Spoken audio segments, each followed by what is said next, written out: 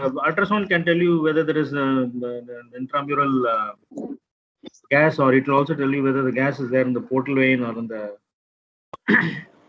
So it gives us a excellent bedside tool to pick up NNEC, and also to decide on how to start feeding and how are the bowel states and all that. So it's a very good upcoming tool for diagnosing and monitoring NNEC.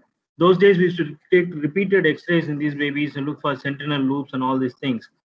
And for that, we have to get the radiologist to come, a radiographer to come, get the X-ray. Then, of course, those who have digital X-rays, fine, they can develop it in the NICU itself. But those who don't have, we have to go down and develop the film and come back, and all these things are there. So ultrasound is a very excellent tool now to make a very quick diagnosis regarding NNEC and also to follow it up. And I think today Prashant sir is going to give us a detailed description of that, and that is going to be the key point in this today's class. And of course, all the other important tips we need to know about neonatal abdominal ultrasound will be delivered today. And I think I'll hand over the session to Prashant sir for further progress of the class. And I would like to also thank our Professor Dinakar sir, and I hope he's around for his untiring effort to get these classes going on. And thank you, sir. And so without much delay, I think I'll hand over to Dr. Prashant sir. Thank you, sir. Thank you, sir. First of all, thank you, sir. Thank you, sir. Thank you, Dinakar, sir. And thank you, Kamal, sir. First of all, I would like to thank for the opportunity for NNF Tamil Nadu, Kamal, sir, and Lakshmi Madam, Rema Madam, and our Vaideshwaran. Thank you for the opportunity. So today's class, it's going to be very interesting. How we can, and today's class is joined by a person who has actually challenged the bell staging. So I will introduce that person very shortly. So he has written an article as well regarding this. So today's class, it's going to be very interesting because how ultrasound abdomen can change the whole perspective, whole texture of management of NEC. And at the end of today's session, I'm very sure that you'll be very much convinced that beyond doubts that ultrasound abdomen is one of the most important thing for neonatologists to know, because of the because we are managing NEC. So in that perspective, today's talk, let us start. So I'm going to play one small video how this exactly happens and each and every stage. So I'm taking you through the walls of intestine, what exactly is seen there and what exactly pathogenesis happens for this. This is a quick video. So how exactly it looks. So when you go through microscopically, this is how the villi and intestinal pathology cross section looks like microscopically. So these are the villi. You have epithelial cells, you have blood vessels, you have layers of epithelium from mucosal and air interface, then mucosa, submucosa, muscularis.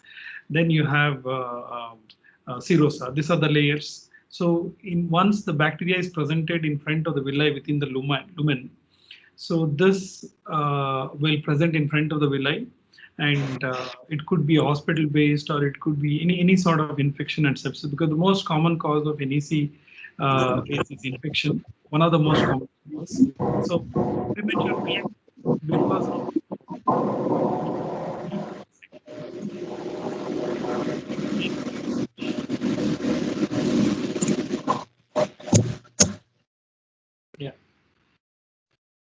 So what happens is premature guts usually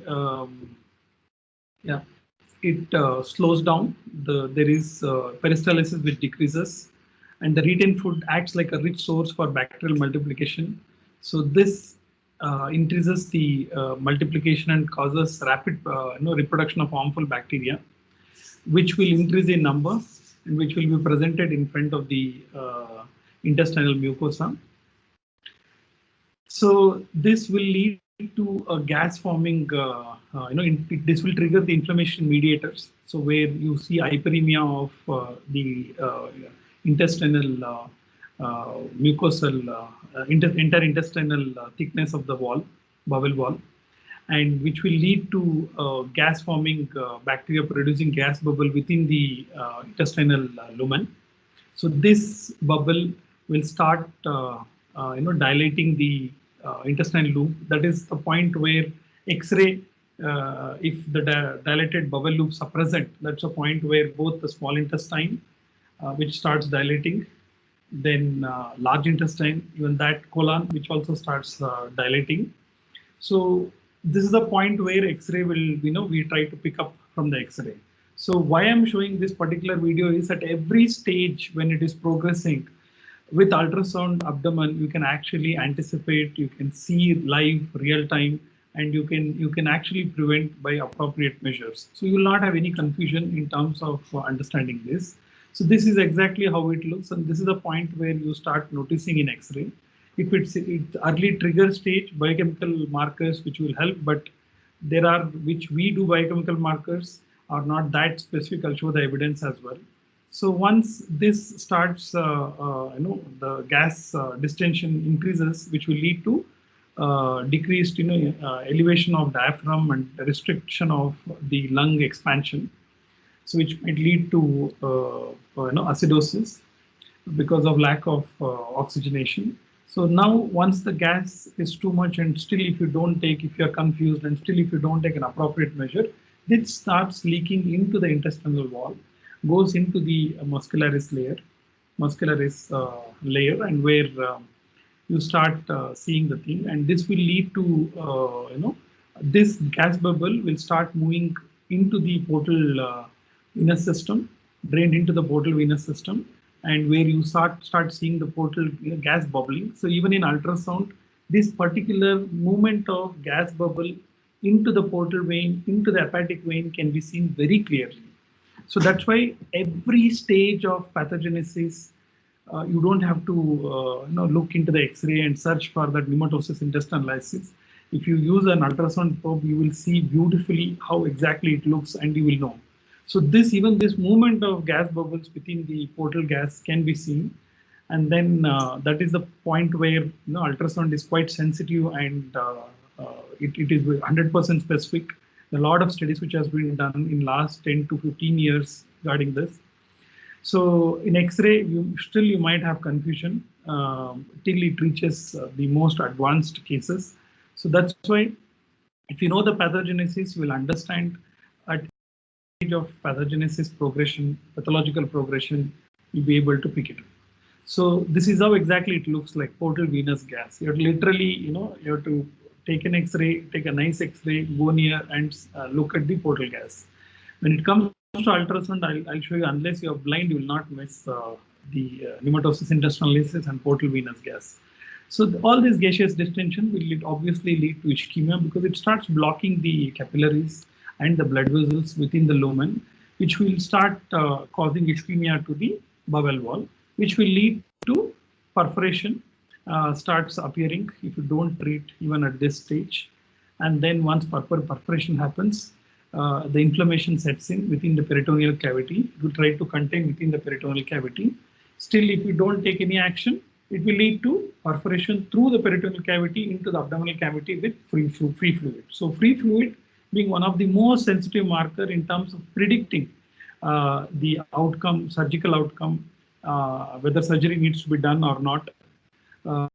So free fluid is one of the sensitive marker. So this is exactly what happens. So now the leakage has happened into the peritoneum. Now from there it starts moving into the peritoneal abdominal cavity. This is how it looks like, where the gas and bacteria, gas into the diaphragm, gas and in the peritoneal cavity, and some perforation into the abdominal cavity. So this is the brief introduction which I wanted to give an idea that what exactly happens within the baby's tummy when NEC is happening. These are the processes which pathogenesis which exactly is happening. So we as a neonatologist, with the ultrasound, you can actually see the every stage. So you can intervene quickly. You don't have any confusion. You can actually guide the pediatric surgeon when to act. If you don't do it, all this septicemia sets in, wherein the bacteria starts entering into the systemic circulation, into the entire body, and it will be too late by this stage to save the baby, where mortality will be very, very high at this particular stage, where entire septicemia is setting and difficult to save the baby. Now we'll move on to the next one. So this is the study which I was talking about. This is the author whom I was talking about, who had challenged the well staging with X-ray and management. So please read this article. It's a very beautiful article written by none other than our Dinakar sir, who has written very, very beautifully. And he has compared every clinical findings and X-ray findings with abdominal ultrasound finding. So kindly note the name of the article, or just type Dr. Dinakar Prithviraj in Google about a comparison between the X-ray and ultrasound abdomen. You'll get this article. This article is freely available. You don't have to pay for this. Now let us enter into the ultrasound of abdomen. What are the things which you need to know when you are planning to do an ultrasound abdomen? You need to have anatomy, the most important thing before you do the ultrasound. So anatomy of the bowel, pathologically cut section wise how it looks, colon, jejunum and your ileum, which plays important thing. Then ultrasound patterns and markers in NEC, which we need to know. So this is how the blood supply is. You have your superior mesenteric artery, your inferior, inferior mesenteric artery, you have colic arteries, right colic artery, middle colic artery, ileocolic artery, jejunal and ileal branches. Watershed area where dual supply of the blood happens with that particular thing. Even if there is blockage in one particular blood supply, when there is watershed areas, dual supply happens and it maintains the perfusion and it prevents the ischemia. So normal intestine, how it looks, it's a layer. We know that from inside to outside, if you take, there is a mucosal and air interface. Then you have mucosa, you have submucosa, you have muscularis propria, and you have serosa. So from outside to inside, if you come, serosa, muscularis layer, you have submucosa, mucosa, and the mucosal air interface. So always remember in ultrasound, whenever there is air and mucosa, that particular, we call it as mucosal interface, that will always be echogenic, that is white in color. Wherever blood vessels are there, blood is there, that will always be black in color. Wherever air is there, it will always be white in color. These are the few basic things which you need to remember. So normal intestine will have a layered appearance. We call it a signature of the intestine, easily compressible. So if you put a probe, if you press the probe, you will see the bowel loops, easily compressed and it easily gets displaced. And you see nice compression and expand, peristalsis of intestinal loop, which goes like this. If you close your fist and then if you open, again if you close, if you open, this is how exactly a nice peristalsis you see. That's a good thing. And then we can measure the thickness of the bowel, whether there is thickness has increased, whether thinness has happened. So these are the few basic things which you need to remember before we get into the ultrasound abdomen. So now anatomic location, we know that jejunum is upper half of the abdomen and ileum is the lower half of the abdomen. And how exactly it looks? See, if you look at the jejunum, you can see here, one second, I'll just see. So which I'm talking about is all this mucosal folds, which you can see here. We call this as plica circularis. So in ultrasound abdomen, I'll play you the video. You will see this plica circularis in the ultrasound abdomen. If you go with the ileum, the graph of the ileum, which you can see here, it's quite smooth. That means the inside you don't see the any mucosal folds. You can see here, so you can see the layer. This is your mucosal interface. Then you have your mucosa. Then you have your submucosa. Then you have your muscularis propria, and you have your serosa. This is called intestinal signature, which I'll show you again. So these are all your stools. If any worms are there, you can see the worms movement here. So while doing an ultrasound, before we enter into ultrasound, these are the basic things which you need to know. We have to identify what is jejunum, which part is ileum. All right, so now we'll move on to the next video. I'll show you how it looks.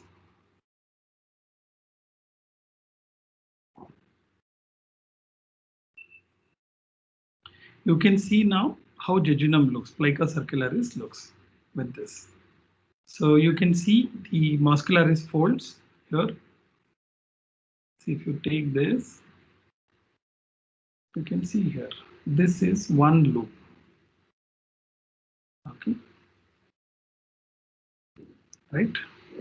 You have put a probe here. You have put a linear high frequency probe.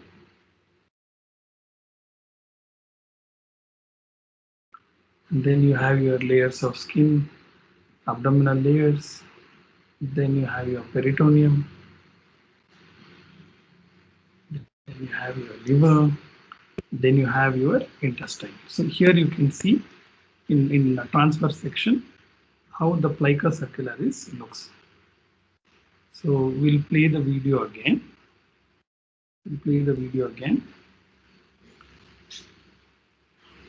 See how it looks. So you can see the peristaltic movement. Now, ileum I have showed you how it looks. Now coming to the colon. So in colon, we know that colon is a bigger loop, and you have your haustra like this, where you can see this colon haustra. So even in ultrasound abdomen, you'll be able to appreciate this. So let us play the. Sorry. Yeah.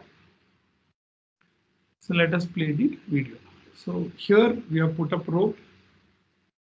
Then you know how exactly it looks. You can see this is a small intestine which we are showing, and the finger is marking the pneumatosis intestinal layers, not in the muscular layer. It is inside the lumen. You can see the movement, how it looks.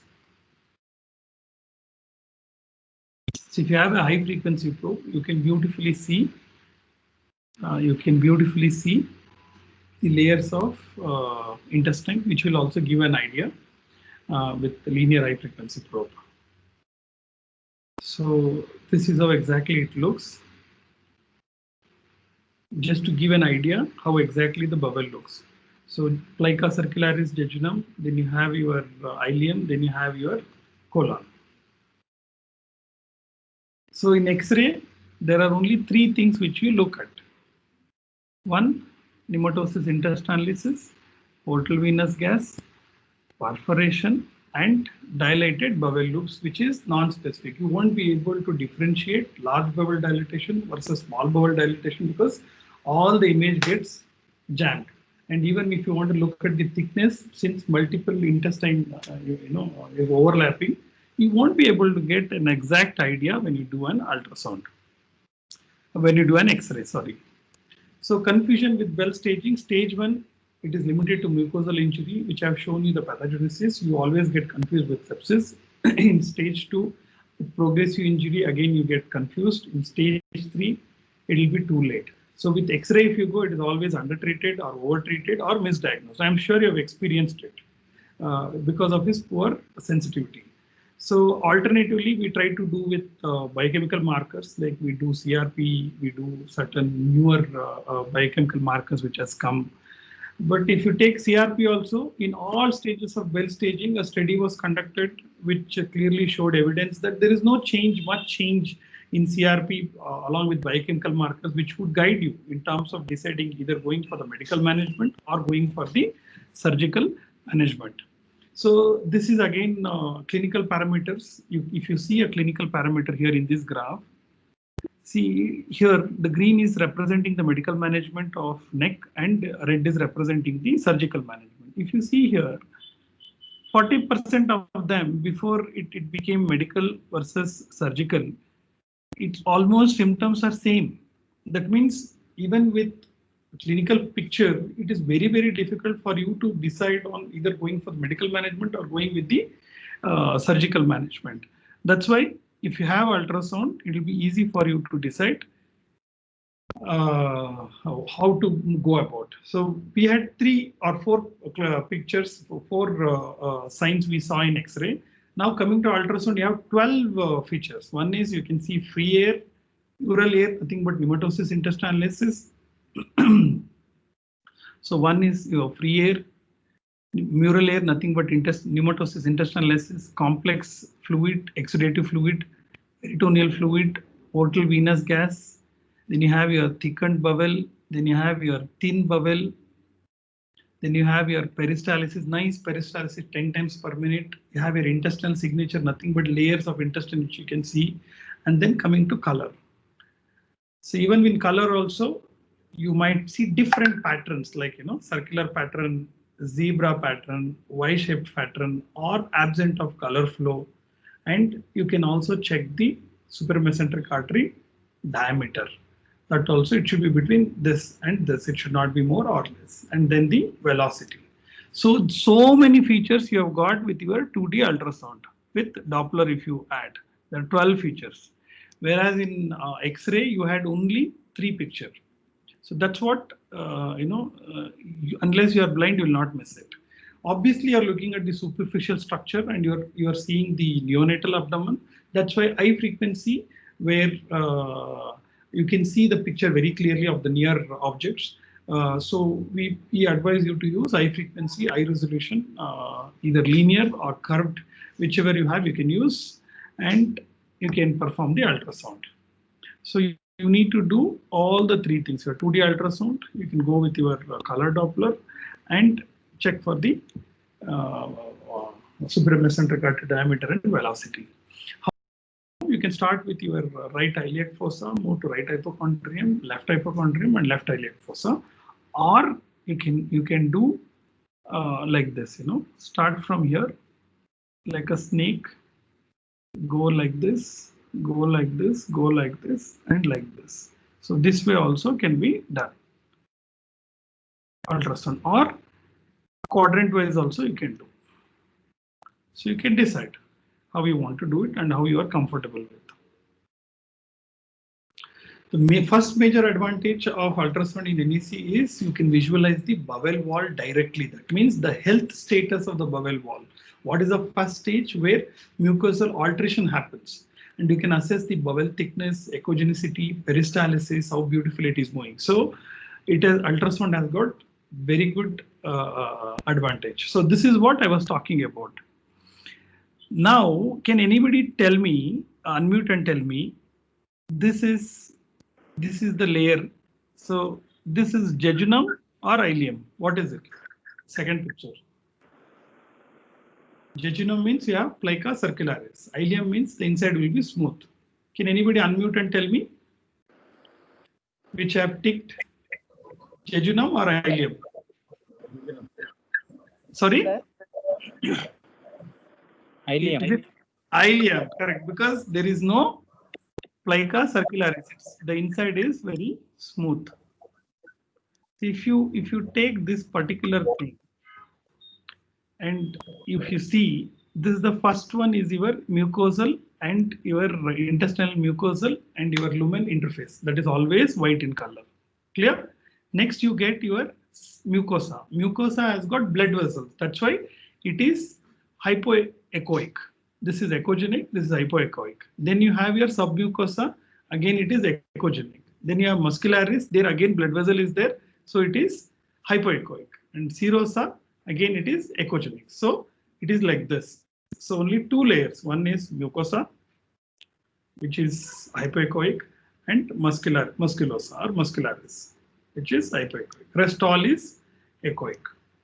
So this particular pattern is called as intestinal signature. So in pathogenesis, I've shown you in the first video what exactly happens.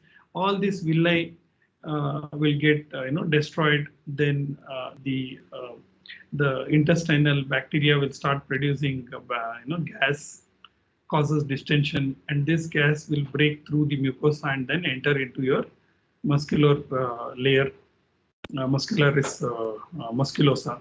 So this is how it happens. So basically this intestinal structure will get altered. So you won't see this nice intestinal separation, layers of separation. So this will be altered. Now in transverse section, if you take transverse and longitudinal section, I put both the pathological slide versus the ultrasound thing. See, you can see here what has happened? Can you see any intestinal architecture signature here? Can you unmute and tell me? Can you see any intestinal architecture? I'm just marking the bubble loops. So this is your. No, sir. No, it's not. Not clear, sir. Very beautifully the layers of the intestine. Now it is all altered. So that's why this layer will be altered.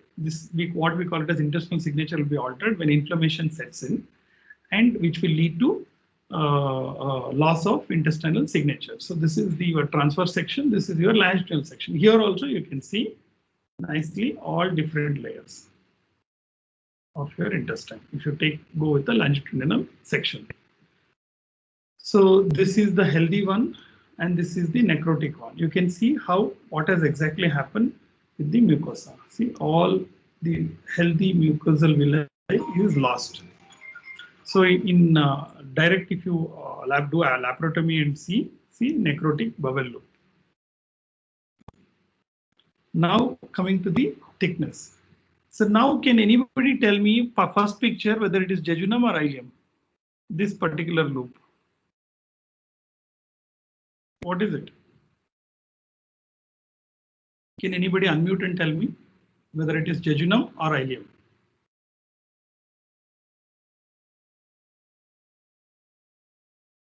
Can anybody tell me? Ileum. Ileum, sir. Ileum, sir. Ileum, sir. See, ileum will be very smooth, correct? There won't be any plica circularis. 1 second.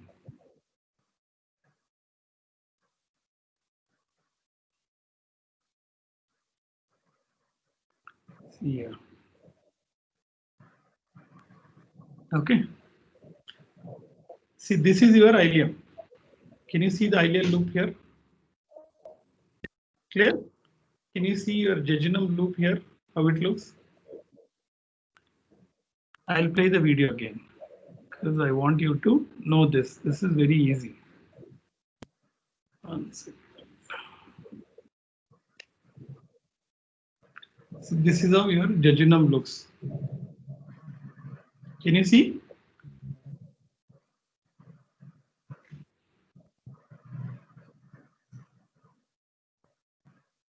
How your jejunum looks with plica circularis. Now,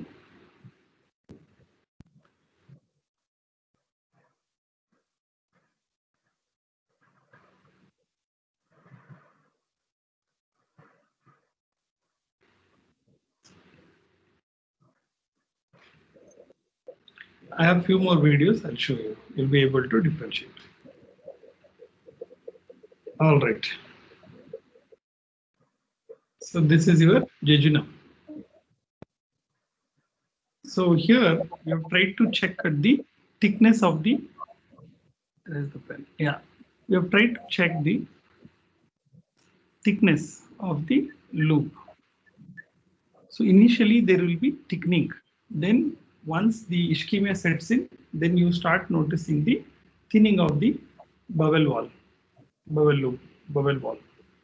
You see here, so you can see here, it is completely dilated and it is very thin. So what is the measurement? 1.3 to 2.6. Anything more than 2.6 is thickening, less than 1 mm is your thinning. So we have learned one important thing. One is the intestinal structure, signature, thickness and thinness. So these are the few things you can see here in this particular bowel lobe. What has happened is intestinal architecture is gone, signature is gone. You can't differentiate. Plus thickness also has increased. So here you can see there is thinning of the intestinal wall. Again, signature is lost. You can see here. This is your one bowel loop. So this is your second bowel loop. You have your third bowel loop. And can you tell me whether it is ileum or jejunum? This one, third figure. Ileum, correct. So you can see here again there is thinning about to perforate. You can see here thinning and about to perforate. So the red dots, what you are seeing here is your air bubble within the lumen. So sometimes you might get confused. How to differentiate also I'll tell you in the upcoming slide. So intestinal loss of intestinal architecture, thickening and thinning, I'm sure you got an idea how exactly it looks.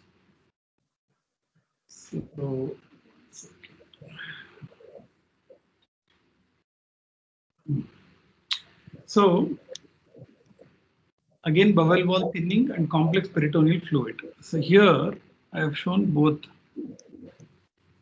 One, your bowel wall thinning, you can see here. Your intestinal signature is lost. It has become thin. You can see a free air here.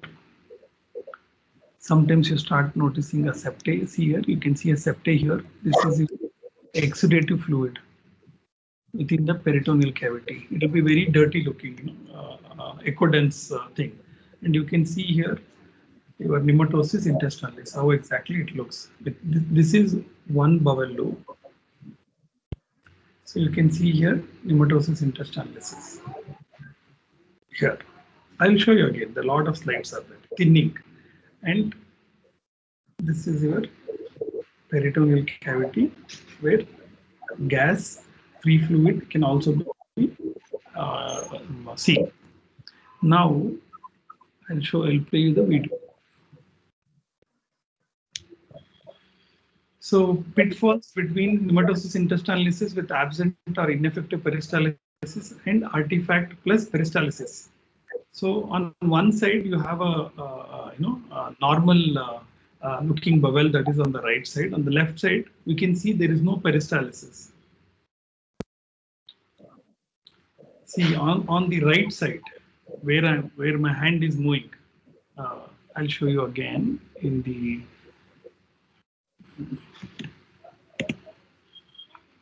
See, look at this movements.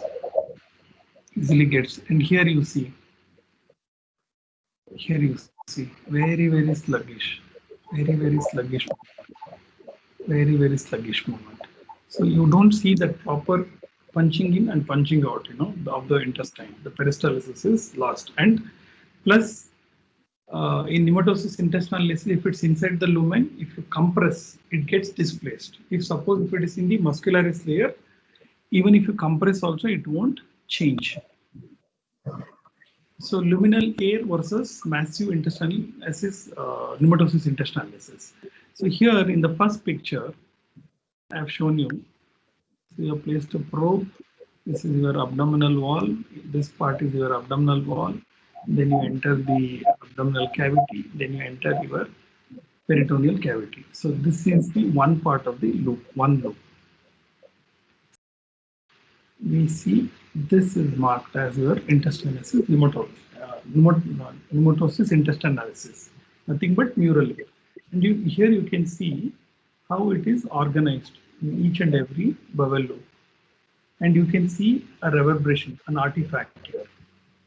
So even when there is calcification, this artifact is missing. So in pneumatosis intestinalis, you see this is how the pneumatosis intestinalis looks. Suppose if you take an X-ray, you have to put a probe and you won't miss this. There you have to literally search. So this is again another picture where I have shown you. This is one loop. Okay, this is one loop of intestine.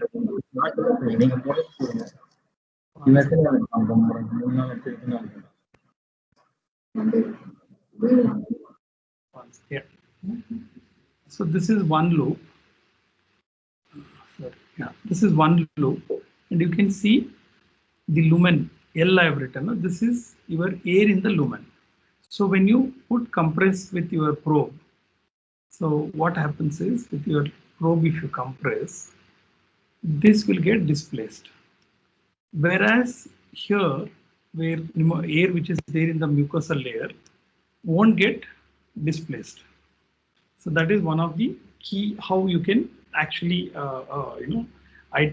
differentiate between the luminal air versus the intramural air, the pitfalls which I'm talking about. So now calcification. So I've told you this is calcific. One side you have your calcification, another side you have pneumatosis interstillalis. So reverberation you see, and you don't see that with your calcification. How to differentiate pneumatosis interstillalis versus interluminal gas? I've told you. When peristalsis happen, when you put pressure, when you change the position, the luminal air get displaced, whereas pneumatosis interstillalis will remain unchanged.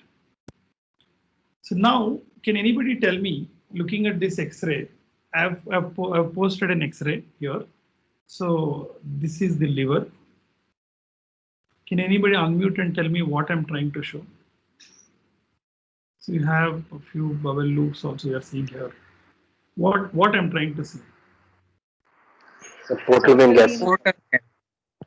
Here you can see here portal vein gas. Correct? If you have not seen earlier, it is very difficult and you will easily miss it with X-ray. No problem.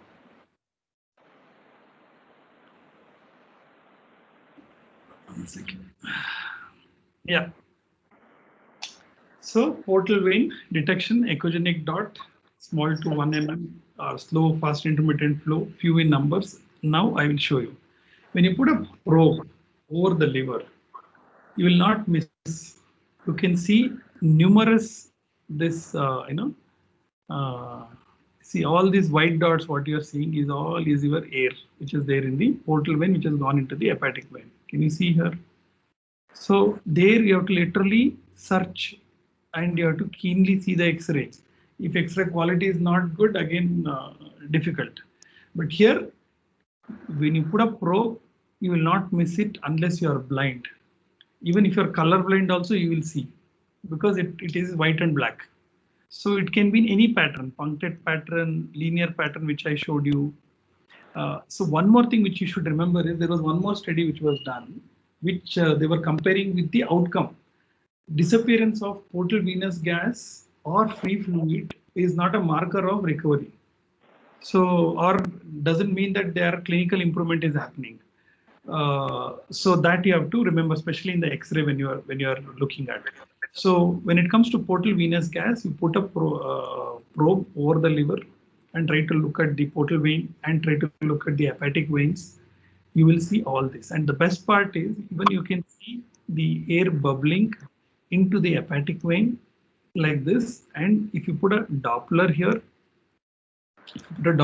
you can actually hear the crackling sound, noise crackling sound. So basically you will be real time seeing how exactly it looks. So see portal venous gas, which we are talking about, unless you are blind, you will not miss it. Even if you are color blind also, you will see. Now, yeah. So these are the few pictures which I have put now, just to give an idea how the portal venous gas can appear from initial stage to most advanced stages. Few of the things you can see here. See here how you can see here, and you can see this part. You can see here. Okay, so you can see this bubble. Actually, in real time, you can see all this. It's not that difficult. You just put a probe and watch. See here, you'll not miss it unless you are totally blind. It could be punctate, linear pattern, and you can hear the crackling sound also when you put a Doppler. So these are the few pictures which I have put. How exactly it looks. Now coming to the abdominal fluid. So we have seen in the pathophysiology, if the early stage itself, if you are not if you are not identifying the NEC, which can lead to inflammatory mediatory trigger and then formation of free fluid, perforation into the peritoneal cavity, into the abdominal cavity. So the thing is, whenever small amount of fluid is usually normally seen, You don't have to worry. Echogenic fluid between the loops and pouches, I've told you exudate, dirty looking. So you can think of perforation. Abscess, center it might be hypoechoic, periphery it might be hypoechoic, and central it might be echogenic. So NEC versus spontaneous perforation and meconium. So second major advantage of this particular ultrasound is we can see what type of fluid which is there in intraluminal or extraluminal, that is within the peritoneal cavity or outside within the abdominal cavity. So that is the second most important advantage. So which I was talking about. See, now this is your abdominal layer. You have put a probe, linear probe. This is the layer of abdomen, and this is the peritoneal cavity. You can see here, all these things is your exudate, and you can see air also here. This is your lumen.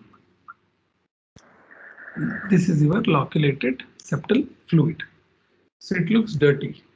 Now here also you can see outside in between the lumen, you start noticing the fluid with exudate. So can anybody tell me this particular loop is jejunum or ileum? What is it? Jejunum or ileum, this loop? Jejunum. So you are able to appreciate, see here, fluid, septate. You can see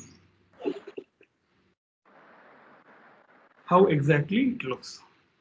So free abdominal gas enters surface of liver. How to detect free gas in peritoneum? You start seeing bubbles also within the fluid. One second. Yeah. So now that's what you can go with the transverse section or longitudinal section, and looking at the one is intestinal signature. Then you started measuring the intestinal thickness. Then you started looking at the pneumatosis intestinalis within the muscular layer, air within the lumen, how to differentiate both, how to differentiate pneumatosis intestinalis versus calcification when it happens, how to detect exudative fluid from transudative fluid. Exudate fluid will be echogenic with septi, loculation, dirty looking thing within the peritoneal cavity, outside peritoneal cavity, gas, air, if there is any perforation, even bubbling, portal venous gas. So all these things we have identified now. Now coming to the color Doppler. This is also very important. So when you put color to the intestinal loop, you will start noticing in one square, you will start noticing around 1 to 9 color dots. Suppose if it is an abnormal thing, you start having different shapes like Y shape, zebra shape, longitudinal, circular shape. All these things you will see. Now, so first one, I have put 4 picture now. This is your first one, where in one square you are seeing few dots, around 1 to 9 or up to 10 dots you can see within the intestinal loop. Second one, you started noticing a circular pattern. You can see the circular pattern. This is abnormal. You start noticing the Y-shaped pattern. This is abnormal. You start noticing the zebra pattern, the fourth picture, which is abnormal. So the normal is just the dots. Abnormal is you'll have all this pattern. Suppose if you don't have any Doppler, intestinal structure is altered, clinically baby has NEC. That means it has gone into ischemia, which is about to perforate. So bowel wall thickness with increased perfusion in transverse and tangential view. If you are getting all these abnormal patterns, Y sign, circular sign, see Y pattern, I'm sure you're able to appreciate what I'm trying to show you. Here, all these patterns are abnormal. So see here, that is zebra pattern. Can anybody tell me this is jejunum or ileum? Jejunum. Very good. Jejunum, sir. Put a Doppler. See, you start seeing zebra pattern, which is abnormal. You can see here clearly differentiate. See here, this particular bowel loop, you are not having any color appearance over here. So you can see pneumatosis intestinalis, which is there in the intramural area. intestinal architecture is altered. In C, the intestinal mucosa is totally unhealthy. You can see it is irregular. And you can see here, almost it is very, very thin. That means it's about to perforate. You can't wait. So intraoperative photograph, you can see here, there is thinning which has happened. You can see a gangrenous bowel loop. So if you're waiting with your X-ray with just dilated bowel loop and waiting the baby to perforate, you are not helping the baby. So that's the point where ultrasound will give you a clear picture about what stage of pathogenesis of NEC it is in, and it will give you a clear idea for the surgeon. Now I've compared all the things with the bowel loop. So this is the bowel loop, normal looking bowel loop. You can see here the thickness of bowel loop has gone up. Then you can see hypoperfusion. Then you start noticing the thinness, and then it is almost impending perforation. So respective photograph I have put here. You can see here. Respective photograph I have put here with the pathology, how the perforation happens, and if you don't detect things. So normal thickness of bowel loop, you agree here. And even pattern also, if you count around 9 to 10 dots in each bowel loop, you can see. In the second one, there is thickening, hyperemia, inflammation process has triggered. You can see circular pattern of color Doppler. In third one, there is thick bowel loop is there. See, you can see here, this is the lumen. So this much thickness is there. This much thickness is there. If you take this bowel loop also, it's totally gone. And you don't see any color dot. That means ischemia is setting in. Then you can see here in this very, very thin, the thinning of the bowel loop which has happened, and with color Doppler almost negligible. Can you see here? It has become very, very thin. Third one, impending perforation. It can perforate any time. So this is exactly how the color Doppler and thickness. Coming to the SMA diameter, 2.7 to 3.7 is normal. Velocity of 57 centimeter and should not be more than 120 centimeter per second. Velocity increases in NEC. Less than 1, more than 2.6. Less than 1, immediately call surgeon and you have to operate because it is impending perforation. You cannot wait.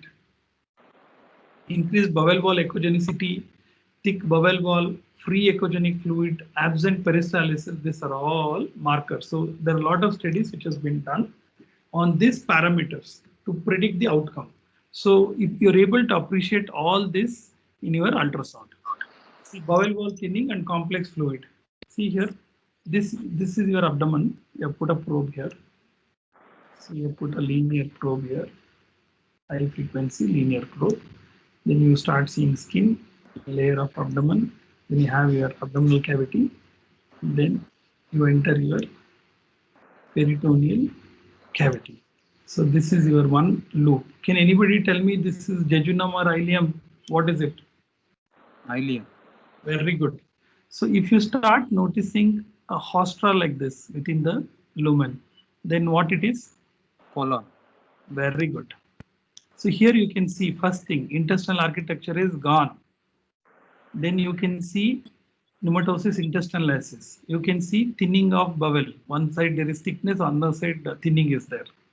Then you can see your exudative dirty fluid. You have your air, you have your fluid, exudative.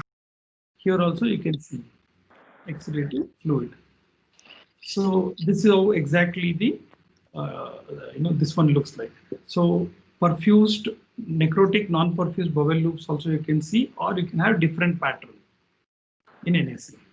Poor outcome indicator arranged in decreasing order, dilated bowel loop with anechoic content, absent peristalsis, echogenic free fluid, absent bowel perfusion, and free intraperitoneal gas. These are all with poor outcome. Take home message: first major advantage of abdominal ultrasound compared to abdominal X-ray is the ability to see the abdominal fluid, whether it is inside lumen, outside lumen, whether it is free in the peritoneal cavity, or it is localized or in abdominal cavity. Second major advantage, you will be able to visualize the health of the bowel wall, whether there is thickening, thinning, echogenic, peristalsis, any air within the bowel. third and most important advantage is ability to directly see the perfusion, whether it is hyperemic or absence of perfusion is there, ischemia has set in, plus you'll be able to see different patterns. So which you won't be able to see with your X-ray. I'm sure you might be wondering, even when I started doing this, I said why I didn't do this early. I could have, helped so many babies with ultrasound probe. So there are a lot of studies which has been done in terms of comparing.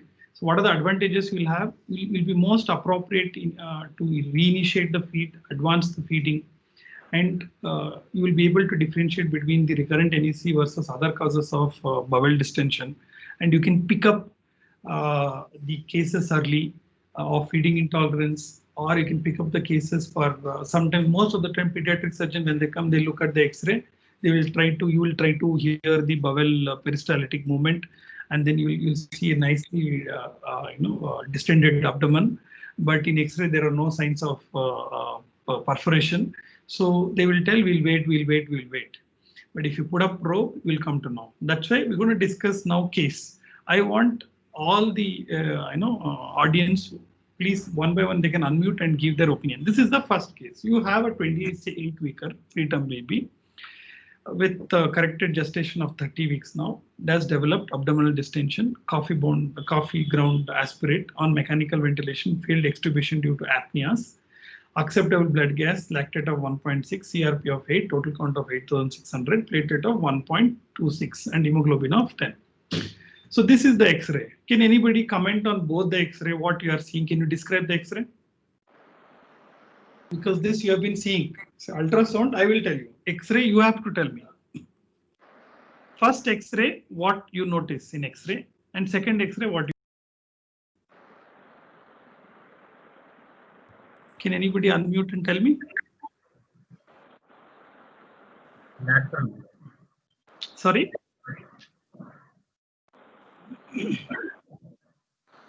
See, you have to look at the X-ray, tell the finding of X-ray, and you have to tell me what stage of Bell staging you want to put this. X-ray, normal X-ray, we have put an X-ray over here. You tell me first, you tell me NEC is there, not there. Are you suspecting NEC? I'm not even asking. Sorry?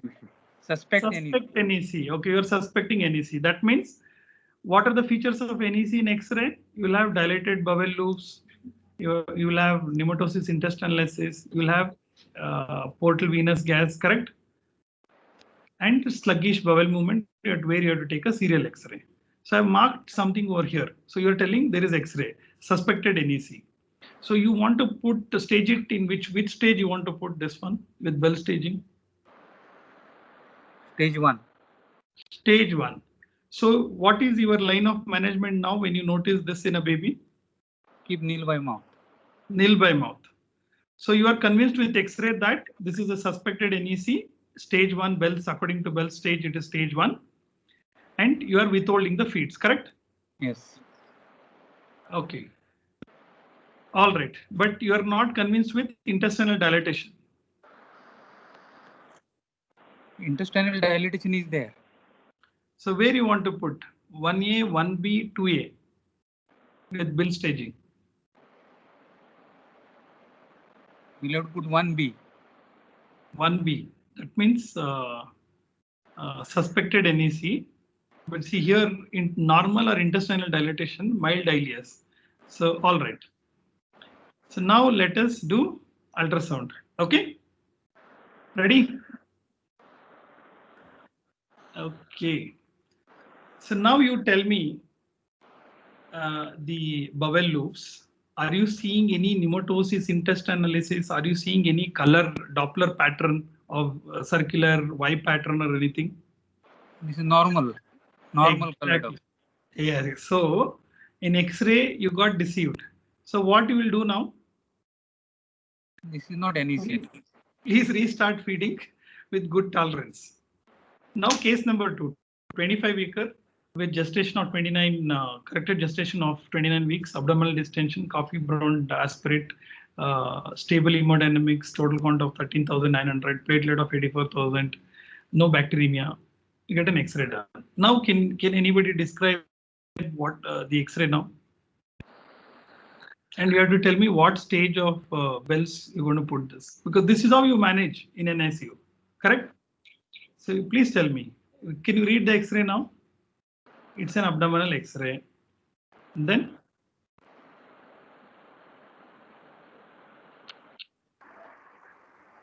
what you are noticing?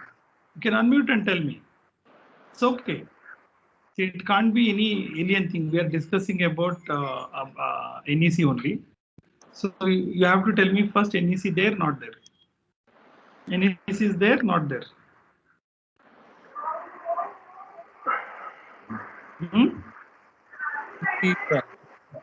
Sorry? NEC is there. NEC is there. Okay. So are you seeing dilated bowel loops? Might be that. So you are confused, correct? Yes, sir. Okay. But there is a free air. Free air is there. Okay. So also suspected portal venous shadow is there, sir. Portal venous gas, suspected portal venous gas. So you want to put it on what stage of Bell staging? So now that there is free air, it will come to 3B directly, sir. Where you are finding free air? Just below the right of the diaphragm. It's actually seen under both the domes of diaphragm, but will take more cognizance to the right side, sir. You are telling this here. Sir. But my picture is clear, right? I am not seeing any air here. Air in the stomach area is there. That will be there now. So this is your tube, feeding tube, which is placed in the stomach. So that will be there. Air will be there in the stomach. And one linear portal venous shadow is there, sir, gas shadow. Where? Over the liver, you are telling? Yes, sir. Where? It's going in the oblique direction. Here? Yes, sir. This one. This one? Yes, sir. But actually, it is very difficult to say anything about this. All right, no problem. We'll take. So, what stage you want to put in now? So now that we are not considering air in the dome or diaphragm and considering portal venous shadow, it will be 2B, sir. 2B. So let us do an ultrasound and see. Okay.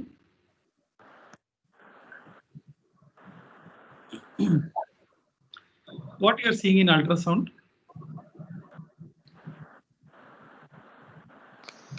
See, this is the probe where you have put. Okay. Yes. Again. This is your layer of abdomen. This particular layer of abdomen. Then you start noticing free fluid, septi. Then sluggish bowel movement. Can anybody tell me? Yeah. This is jejunum or ileum, this particular Jejunum. Jejunum, very good. So there is sluggish bowel movement, there is free fluid, there is septation. And now let us do a colored. With this color Doppler, what do you feel? White shape. Which is abnormal, correct? Sir. You agree? Yes, sir.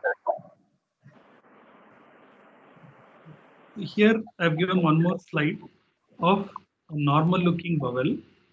So this is jejunum or ileum? Jejunum. This one, which I marked, you can see this layer. That is ileum. Yeah. This is your stool versus yeah. Pneumatosis, intestinal. This is how it looks. Can you make out the difference? Yes. So this particular case is almost you have to call your surgeon. Free fluid is there, X-ray is there. So in X-ray, it is very, very difficult. Half of you said it dilated bowel loop, suspected NEC. Few of them said I'm seeing a portal venous gas over there. So that confusion will always be there. So if you do an ultrasound abdomen, and look for the signs of NEC in ultrasound abdomen. You will not miss. You will have an accurate diagnosis, and your understanding will be better in terms of managing the case. Plus, you'll be helping the pediatric surgeon to take up for surgery or not. So we'll go to the next case number 3. 23 weeks, corrected gestation of 25 weeks, conventional ventilation, distension, gram-negative sepsis for Klebs, which is confirmed, platelet and hemodynamics. Now let us go to the X-ray. Yeah. Can anybody describe the X-ray?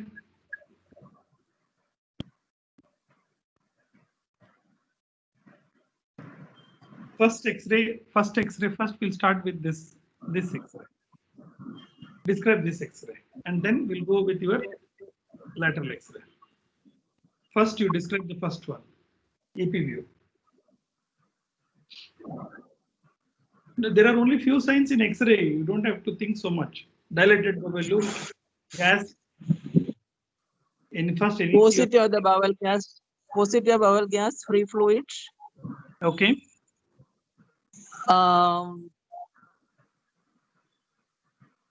So I cannot see any perforation.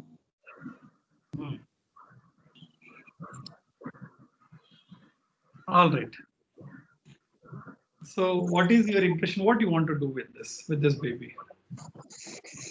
There is sepsis, Klebsiella, which is growing. So you are telling suspected NEC. NEC is also there. So you want to go with NEC plus medical management, NEC plus surgical management, septic ileus, or what do you want to do? NEC plus surgical management.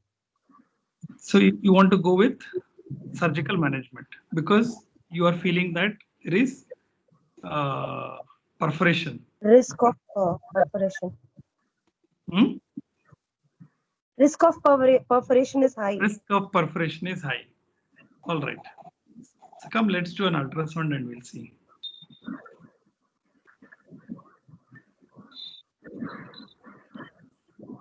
I'm showing you the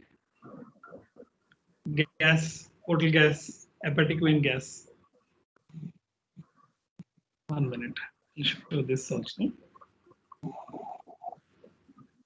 Can you see the sluggish bowel movement and encysted fluid is there in this particular first thing? And another thing you can see sluggish movement. You can see the sluggish movement in the second picture. I put Doppler also in the first one. So this particular pattern of color Doppler, normal, abnormal?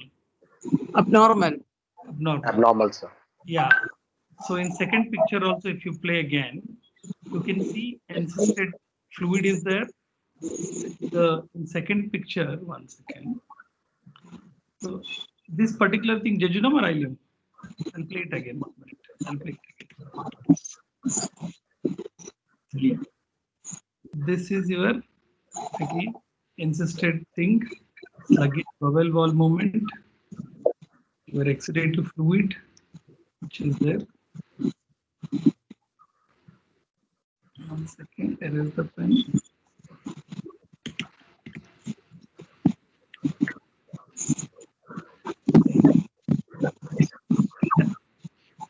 This part is in your jejunum.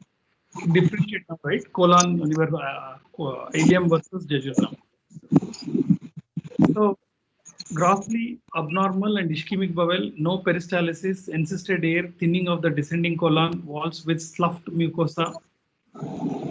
So, you have to go for surgery. So, with X-ray, still there was a confusion how to go about it because you didn't get a real-time picture of health status of the intestinal bowel wall. With ultrasound, you're very clear.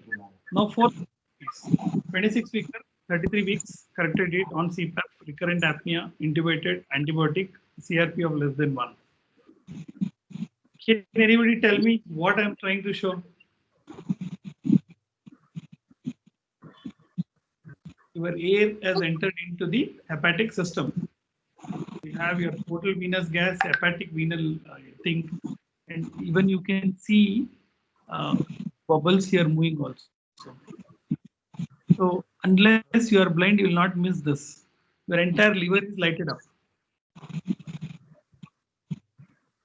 Can you make out? with X-ray, you're literally difficult to find. And it's very subjective. One person will feel that it is there, another person will feel it is not there. With ultrasound, it is not subjective, it is subjective. It is there, not there. All right.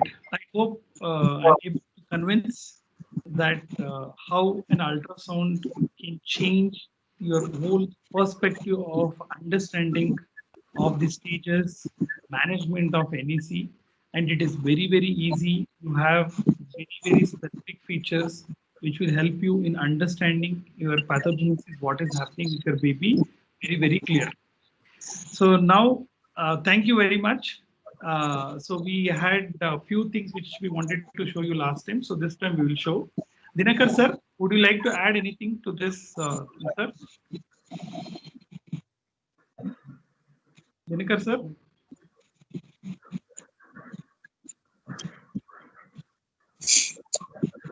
Before that, Kamal sir? Yes, sir. Would you like to comment anything, sir? We will go with hands-on now. Very clear. This, especially, we thought air when you look at through the ultrasound probe, we thought it will be looking like, I mean, like in the X-ray, we see air as colorless. But air in ultrasound looks hyperechoic. That makes things totally different, but perception totally different. So very excellent class, sir. Just one doubt I had. You said Yes. something about post echoic reverberation. What is that, sir? That is the artifact, sir. Suppose, 1 second, sir, I'll show you. Yeah. 1 second, sir. 1 second.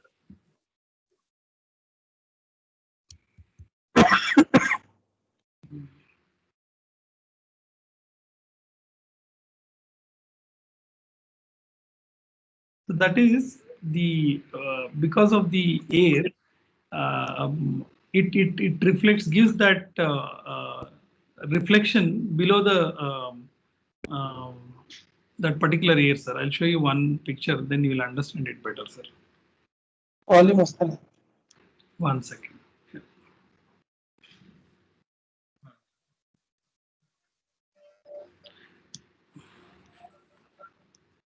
Yeah, can you? Prashant? Yes, sir. Yes, sir.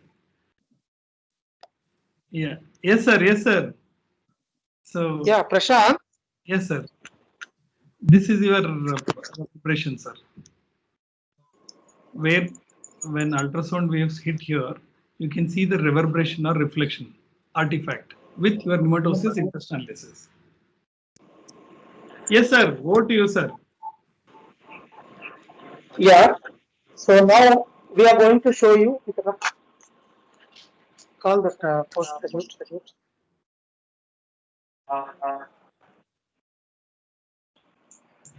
Camera on that. Once it's ready, you tell.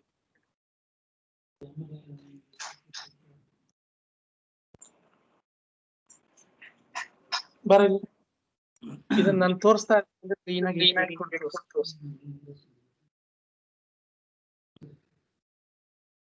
ಎಟ್ಲ ಅದೇ camera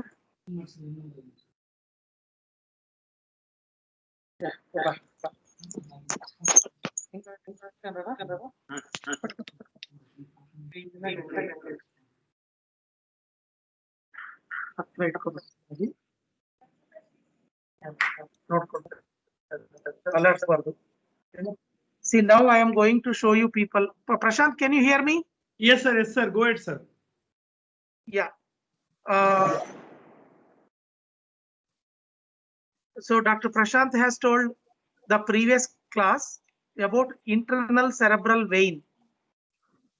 How to detect before the IVH develops, venous IVH develops.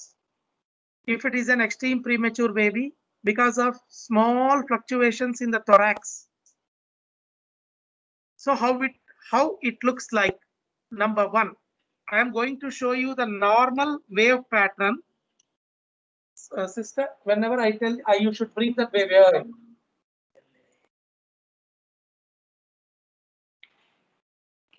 Okay, I am planning to show how to see the internal cerebral vein. Number one, first I am taking the probe probe I am taking, and I am keeping on the anterior area. I am trying to keep the area.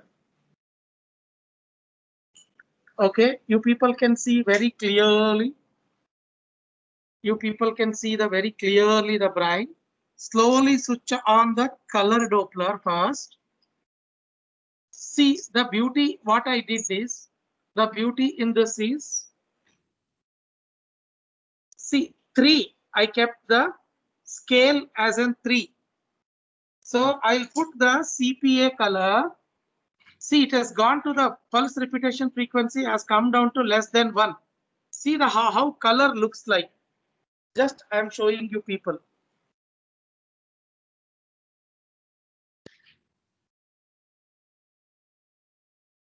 So ready?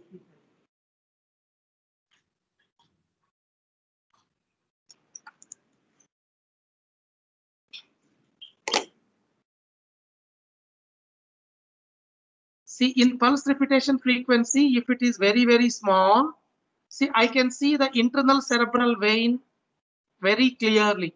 Suppose if I'll the same thing, if I am putting the color, you can see the how the blood vessel, internal cerebral vein, it is coming and forming to the straight sinus. So you people can see. Yeah. So this is the vein where I am showing you people. Is very, very important. So put the pulse Doppler, put on this.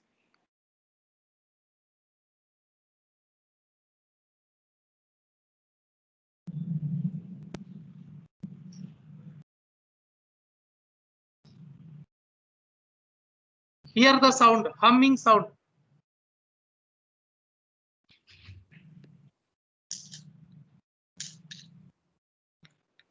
This is the wave you are going to see, continuous wave. And there is no curtains like last time Prashant has told. So if it is a curtains, what you mean by curtains? Okay. If it is a curtain, what you mean by curtain? See my hand like this. Once again, like this, like a pulse. If you can see the pulse, like there is grade 1, this is grade 0, 1, 2, 3, 4. There are 4 grades are there. What Prashant Gowda has showed you people. If that grade, Prashant, if you have, you can show them right now. Yes, sir. Yes, sir. Yes, sir. I'm showing, sir. Okay. If it is grade 3 and 4, more chances of hemorrhage. This is called internal cerebral vein reading. See, this is a continuous, there is no chance. I told my sister to bring one more baby, premature baby. I will show you. Please see this slide, what Prashant is showing you. First one is like this. Second one is minimal curtain. Third one is almost it is the baseline. The fourth last one is falsified pattern like this. So 3 and 4 are more prone for IVH. So you can detect if it is extreme premature baby if you put on ventilator, indirectly it will tell you whether this baby will develop IVH or not. Okay, number 1, that's what I want. Okay, number 1, I will show you one more baby. Hold on. Ma, can you keep the baby here?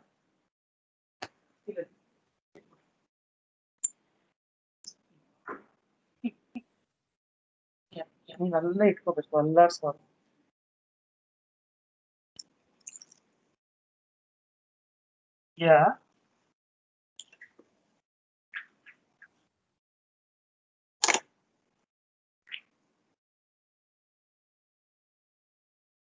I am showing you more smaller baby.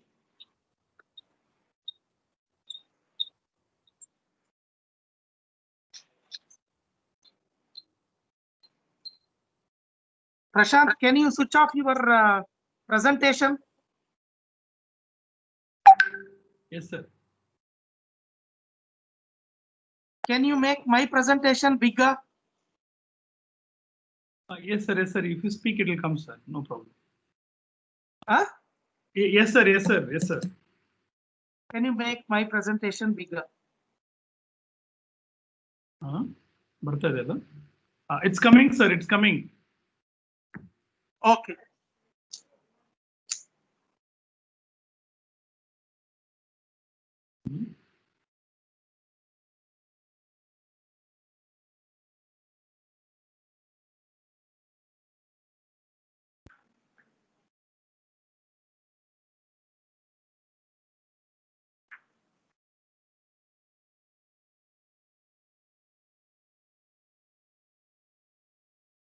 Don't see the above one. The below one is very good.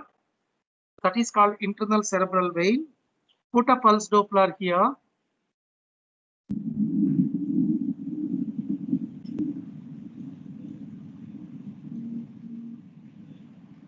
Almost this is also a continuous type.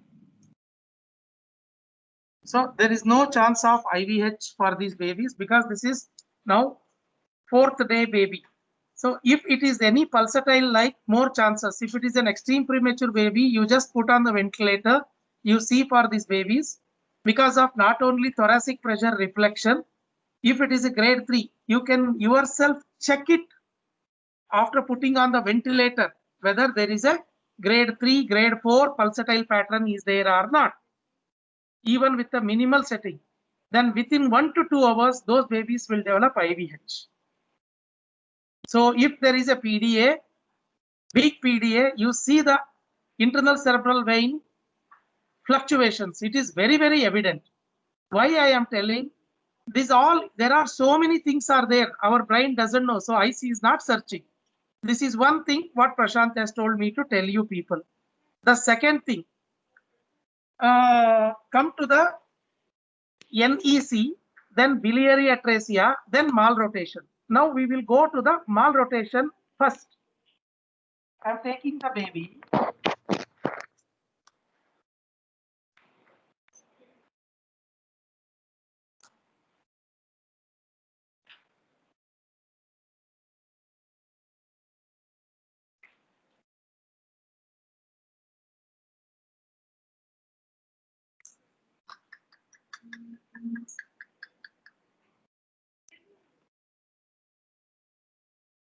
Now I am going to show you people where to keep the probe.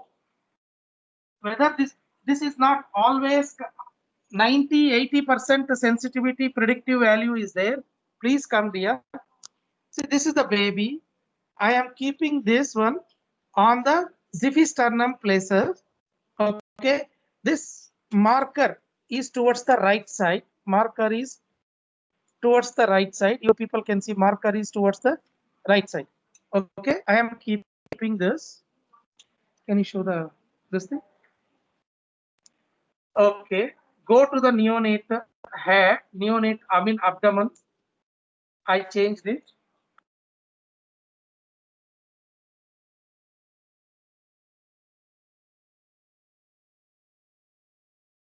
See, this is the liver. This is the stomach. Baby has been fed. So this one down. You people can see something is pulsatile here.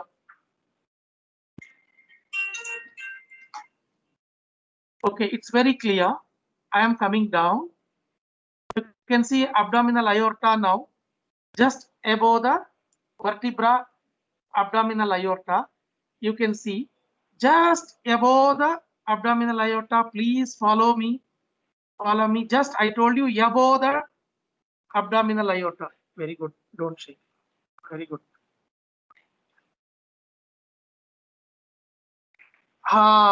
See, just abdominal, above the abdominal aorta. I am planning to show you people. See, there is something called, you please follow it. See, it is celiac artery is going to the hepatic artery and gastric artery. You can see it is dividing. It is dividing. Just I'll go up, you will see round one. I am coming down slowly, it is dividing. That is called celiac artery. You people can see. Then what you are seeing is this one. See, now you people, this is the beauty how to diagnose. Please, dear friends, follow my cursor right now. when I told this is aorta, this is vertebra, this is the one where you are seeing SMA, superior mesenteric artery. How to diagnose SMA? Just above the aorta, mesentery is nothing but a fat layer is covering the superior mesenteric artery. That's how we are going to diagnose. Whitish thing is covering. This is almost left side of the abdominal aorta. Almost it is the left side. So SMA is towards the left side. So this is inferior vena cava. This one from just above the SMA, you are seeing the, what is that? What is this artery? What is this vein and coming and forming? So how portal vein is forming? Portal vein is formed by two veins joining. Which one is this? Follow this. See, once again I am showing you. See now, abdominal aorta is pulsating, something just above the abdominal aorta. You can see whitish. See like this now. Now, yes, beauty. Superior mesenteric artery you have seen. SMA you are seeing. Splenic vein. Splenic vein is joining the portal vein. Okay, to form a portal vein. See this. This is the one I want. Abdominal aorta coming to the SMA. This is the towards the portal vein. Portal vein is towards the, this is inferior vena cava. Portal vein is towards the right side. So almost malrotation is ruled out. That is the way we can diagnose what is the problem. Okay, number one is over. Number two, see here, this is more beautiful. Okay, you can see here more beautiful. Renal vein is joining the inferior vena cava just above the aorta. Renal vein is joining like this and to the this thing. I'll show you the renal vein is joining to the inferior vena cava. This is SMA. This is splenic vein. Though this is portal vein. Portal vein, splenic vein. So dear friends, malrotation is ruled out. 99.9% ruled out. Okay, then come to the biliary. Just now fed baby. I think so. I don't know whether we can see or not, but anyhow, see gallbladder also I can see very clearly.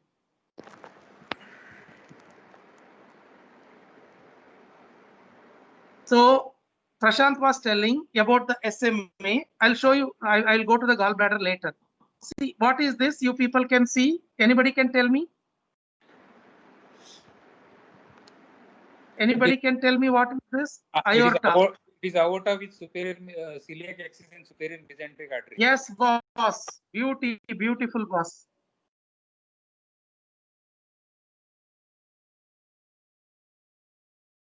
So you can see the aorta.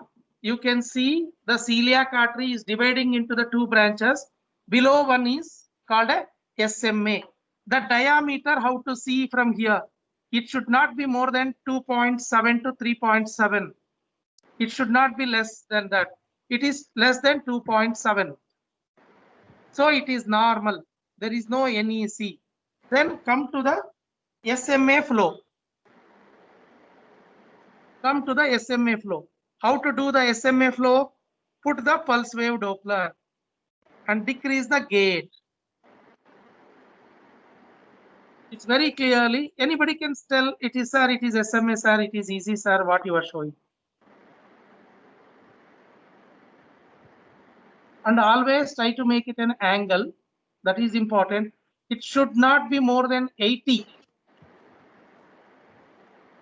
centimeter.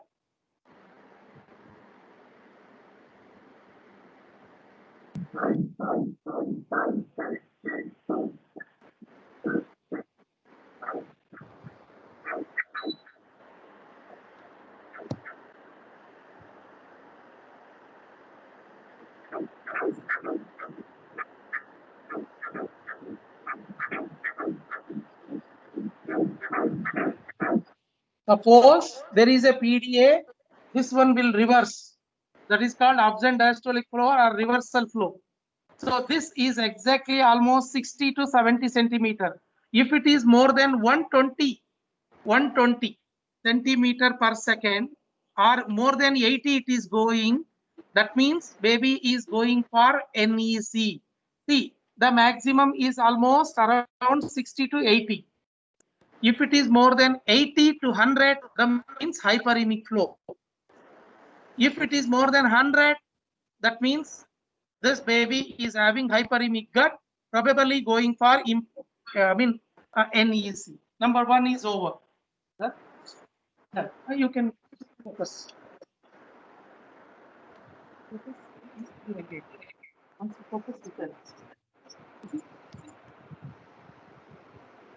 I think so. Can you people see the video? One more video from this thing. Dinakar, Prashant, can you go to the Dinakar one more video? Can you display that? Not this. The video has to be on, sir. It is on. Yeah. We can see the machine. Not machine. There is one more Dinakar is there. There is one more Dinakar. Can you search? 1 minute. Sir, you can switch. You can mute this particular video where you are showing, and you can unmute one which you want to show. Automatically, it will come. Unmute that, sir, which you want to show video. I am muting it. Yeah. Unmute So can you see now? Can you switch on to Dinakar one more? Yes, sir. Okay. Yes, sir. Can you see the video? Yes, sir. Yes, sir. Okay, you can see the video. 1 minute. Sir, you So unmute. now, You can unmute. The Dinakar guest is there now, sir. You can unmute that. Which video you want? Okay. Mobiles, you unmute.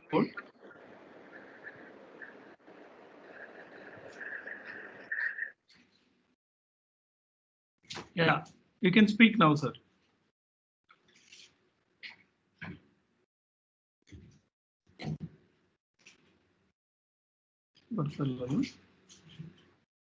So voice is not coming.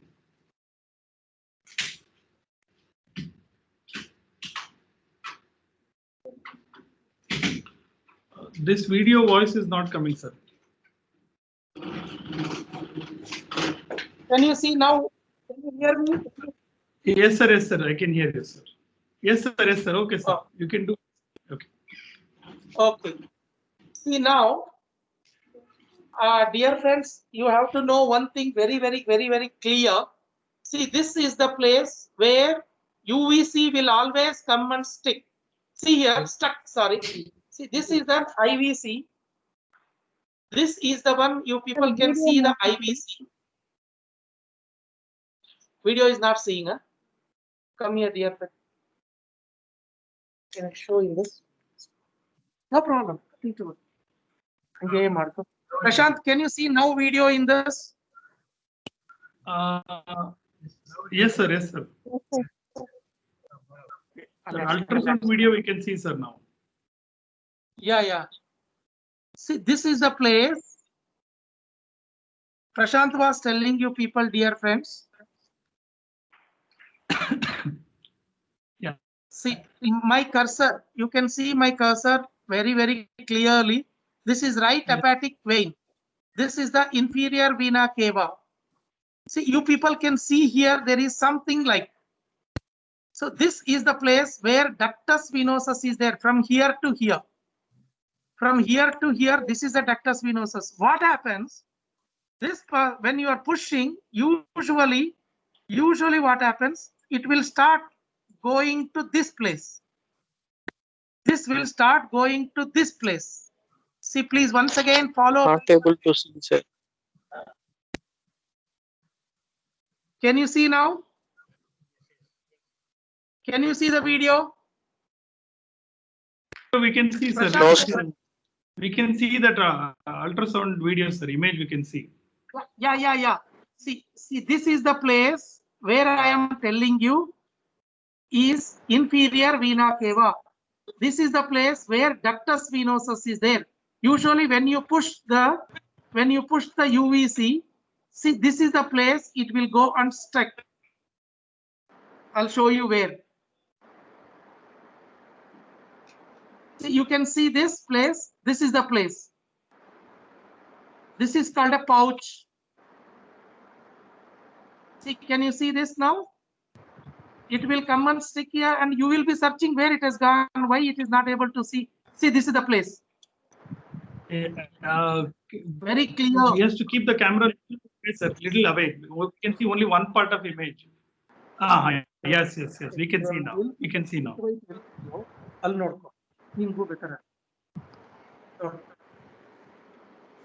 Okay. No. Yeah, when you are pushing, it will come here. From here. This is the place where ductus venosus is there. What happens is, it will go like this, and it will stuck here. Then you will see where it is there. After one day, liver will have a complete infarction, or it is extravasation in the liver. So that is the reason when you are pushing, after putting the UVC of 4 centimeter, you have to push the liver towards the left. When you are pushing the liver, lower border of the liver to the left, this artery will come directly in alliance with the ductus venosus. Then it will go to the inferior vena cava. So minimal push, not maximum push. If you will do the maximum push, it will go to the left hepatic vein. So this is the place where I am telling you people, please see this. See, it will go here. Okay, please, whoever they're attending, see, dear friends, and learn.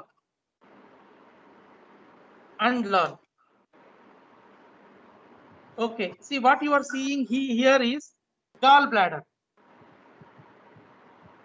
This is the gallbladder. Can you see the gallbladder? Is having, once again, gut signature like white and black. See here, it's a typical gallbladder. Mucosa, submucosa. This is white, black, then white, then black, then white. All the layers we can see in this. Once again, let me show you. See, you people can see this. Because baby has been fed, that is the reason you are seeing like this. Yeah.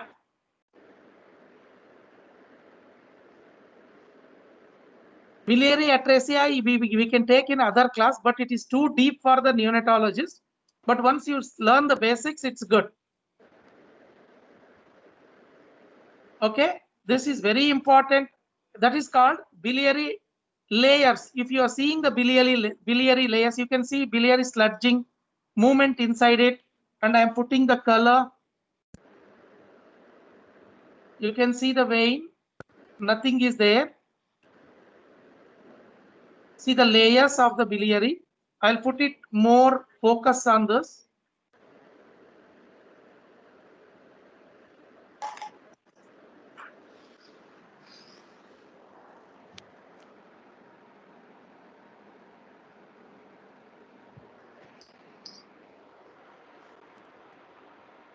Now we will go to the gut.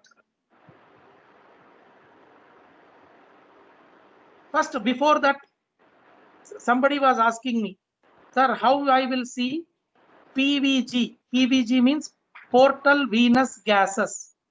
It is in X-ray, it is really difficult. Put from the right lateral position. This is called a right lateral. This is the right side of the liver. I am cutting this. I'm putting the probe like this. See now the liver.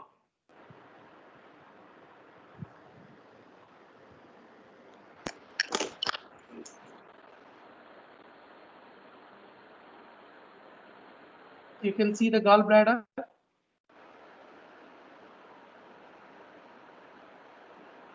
And how to detect hepatic vein and portal vein, all those things you can take another class because it is too deep. So suppose if you are having NEC, Please, dear friends, put it on the left lateral position. You can see very clear.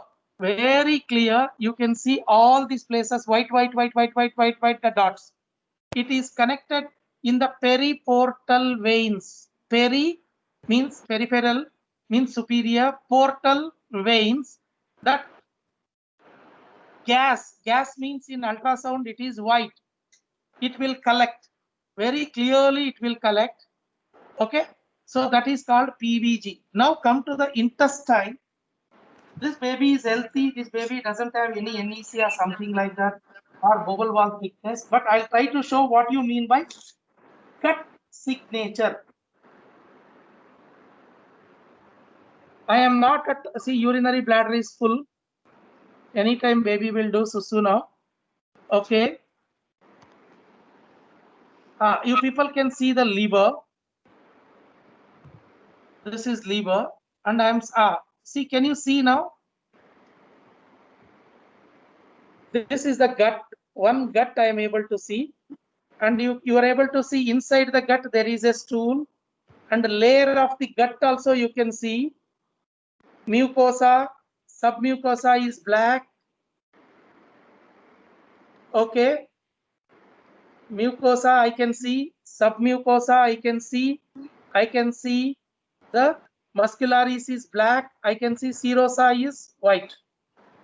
This is called clear-cut gut signature. In between the mucosa and submucosa, there is a white layer. If you can see, it's not here.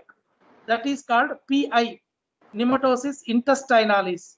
Here, what we are seeing inside the lumen, we can see the stool as well as the gas. You people can see so many intestines, all the layers. Here, you can take one layer and see the measurement. It should not be more than 2.7 millimeter. This is a kidney.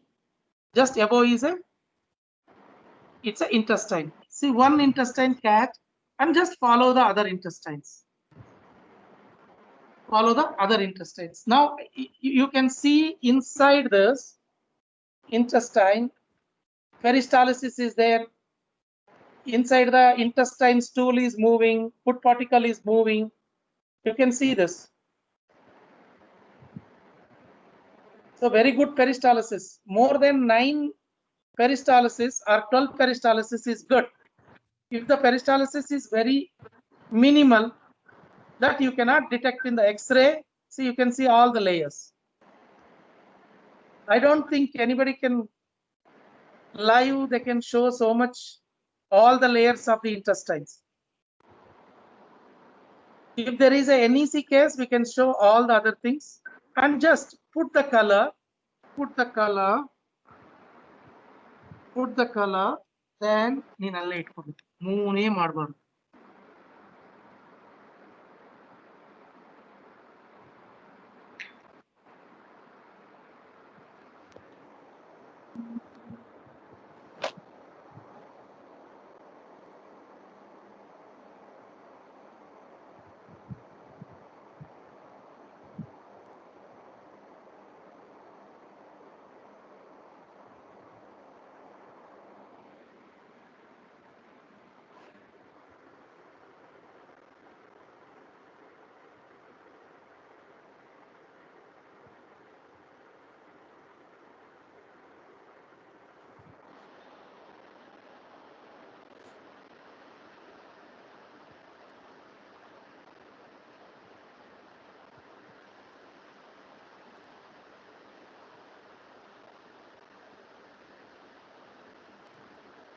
You cannot see more than 9 dots. You can see the blood flow in the intestine. See the other one, peristalsis. I am tracking it. Ready? You tell me.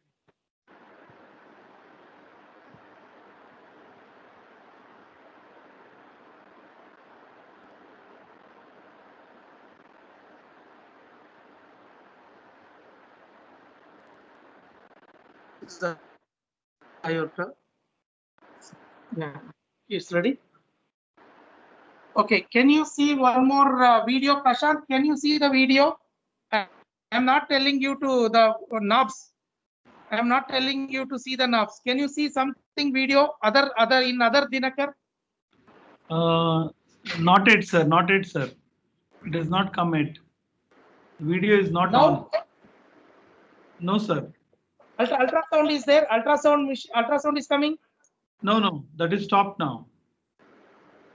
That is stopped now. Yes, sir. So I will take the high frequency probe. I will take the high frequency probe.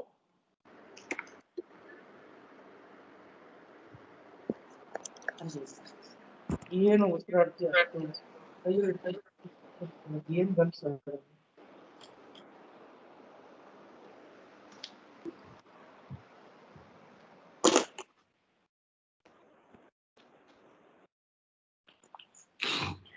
So now I'll show more crisp, clear, okay, crisp, clear things.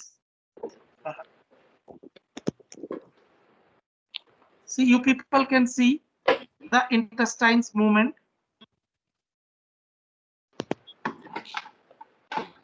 Can you people see the intestinal movement and layers of the intestine? Yes, sir. Yes, sir. Sheikh, clear what's there. The video clarity is not that clear, sir. He has kept too near and is. Yeah, little far he has to keep, sir. Yeah. Yes. And not to move. Don't move the hand. Yeah, this is better. Yes, sir.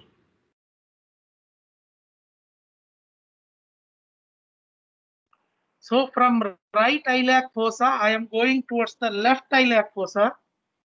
I am showing you the intestines. Now can you see all the intestines now?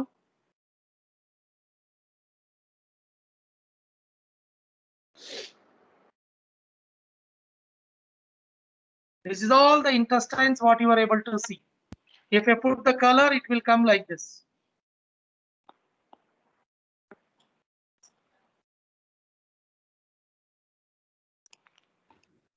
Clarity lala.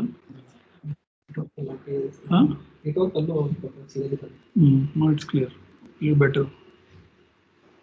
Where is the color?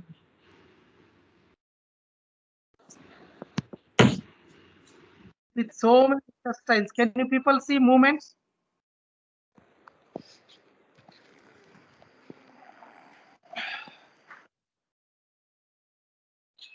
So you have to take a linear probe or a curvy linear probe, what you are using for the brain scanning or abdominal scanning, that you can see. So now I showed you the SMA and malrotation and NEC, how to diagnose. NEC here it is not there, so I'm not able to show you people. Okay, see this is a full bladder, and you can see the intestines movement.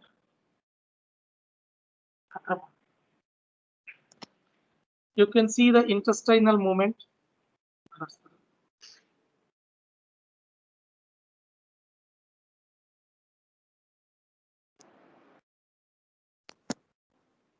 So this is a healthy gut.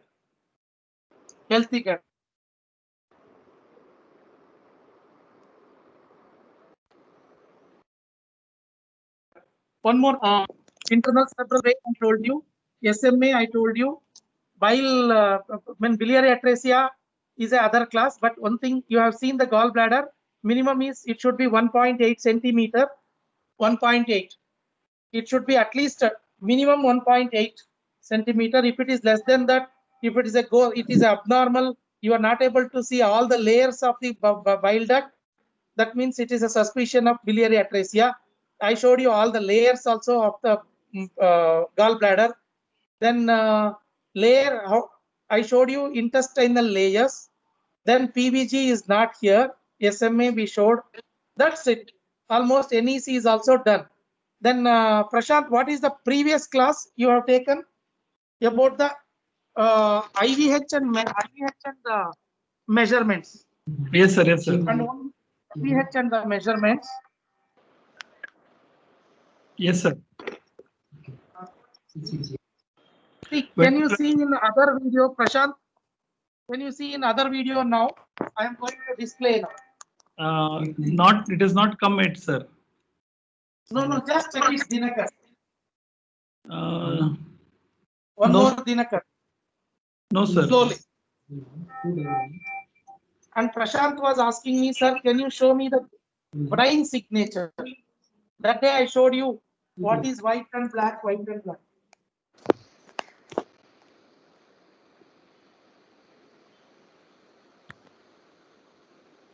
Can you see now, brine? No, sir. No, sir. Video is not seen. Dinakar, No, sir. Not seen. Only voice is heard. no, can you project that one big? Make it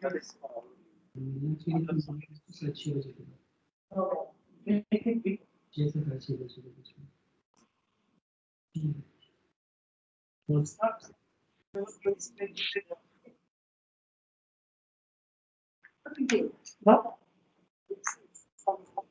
Prashant, can you see Dinakar? One more, Dinakar Prithviraj. Is it No, logged sir. in? No, sir. Video. You can't see the video.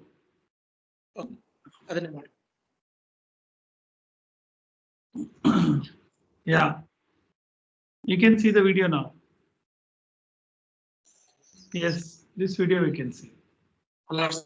Okay.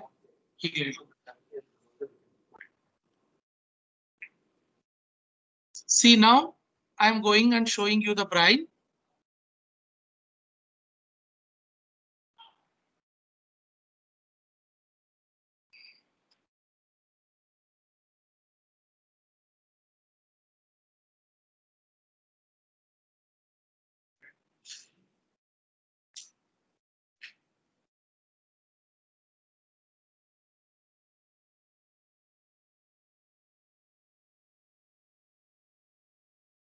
See, there is called Davies index. In the Davies index, first one is occipital.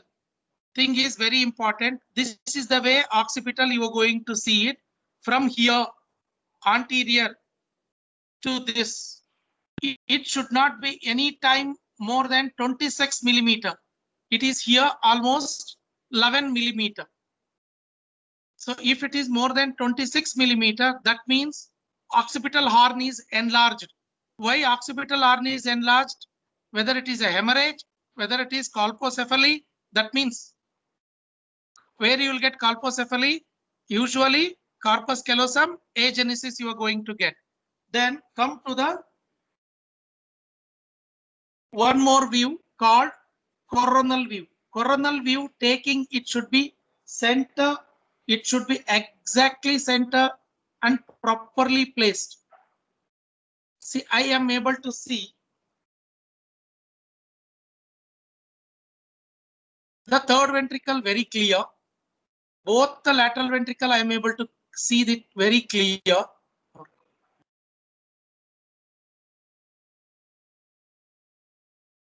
Okay.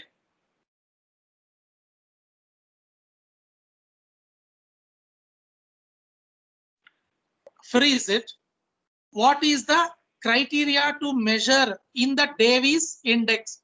You are supposed to see the third ventricle very clearly. This is the third ventricle I am able to see. This is the lateral ventricle. This is foramen Monro. So now take the measurement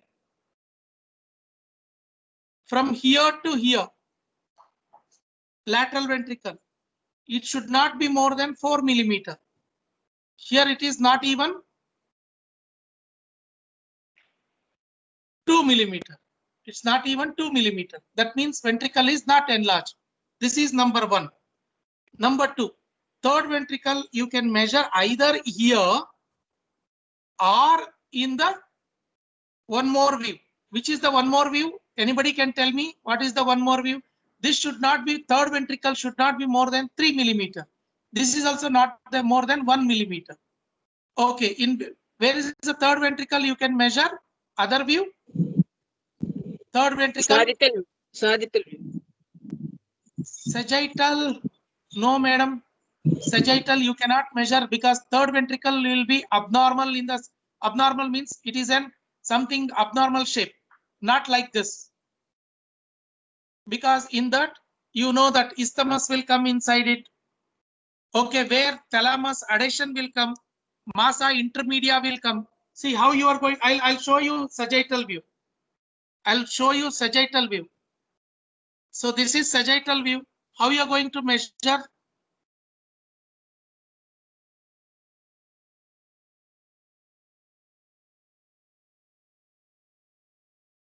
See proper. I'm showing you people. Tell me how you are going to measure. This is this way. How you are going to measure? This is a third ventricle.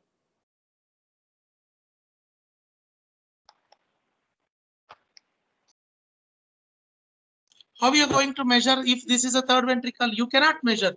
This is the fourth ventricle. You cannot measure fourth ventricle in the sagittal view. That is the reason. Please concentrate. That is the reason I am telling. Third ventricle should be. See, this is where I am putting the probe. Just see where I am putting the probe. Behind the ears. What is that view called as? Is it a temporal window or mastoid window?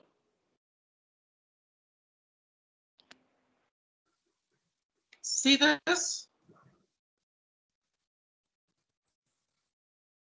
Anybody can tell me?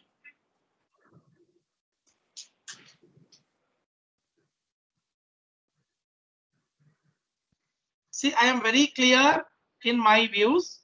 So I am going towards the posterior. Okay. This is whatever I am seeing. This is cerebellum. This is cerebellum.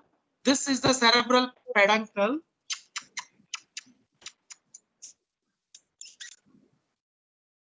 So where is the third ventricle? If this is an anterior, where is the third ventricle?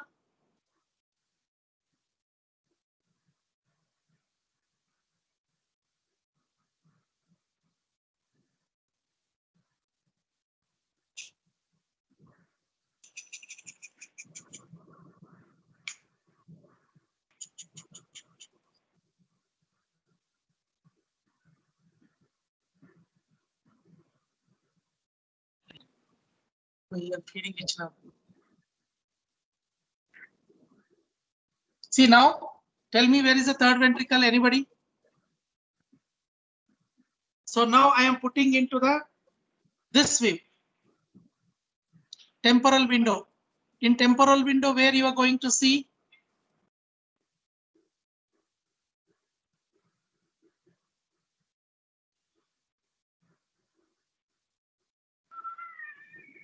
No.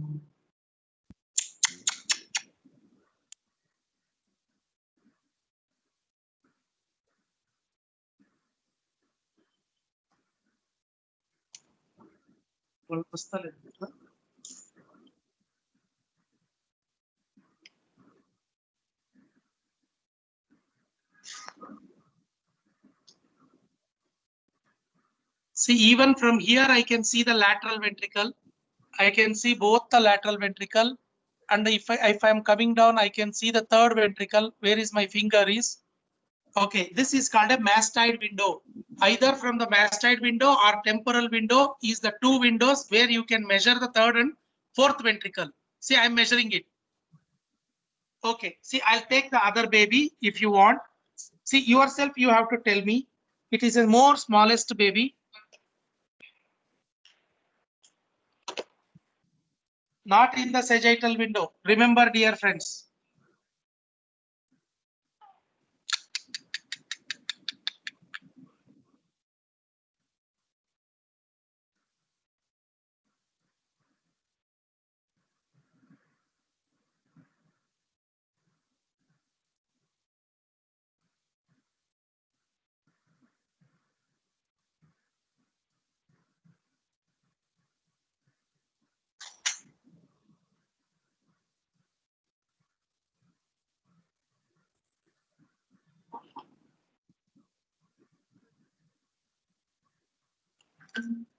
ಹಂಗೆ ಅಲ್ಲಾಡ್ಸ್ಬಿಡ.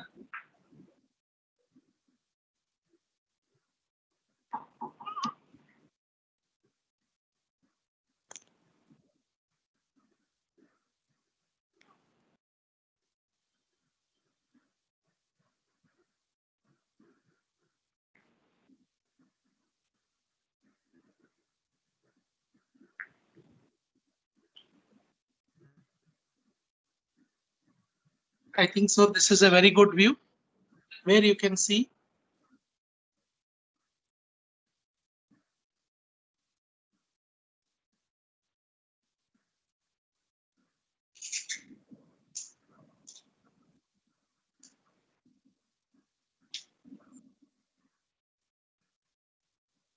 So very small, I think so. Even fourth ventricle is very small. Okay. So both the where we have to see the fourth ventricle and third ventricle, usually mastoid or temporal window. Number one. Number two is what else you people wants to see either in the brain or abdomen. Anybody can ask me question. I'll try to show you people. Anybody can ask me any question.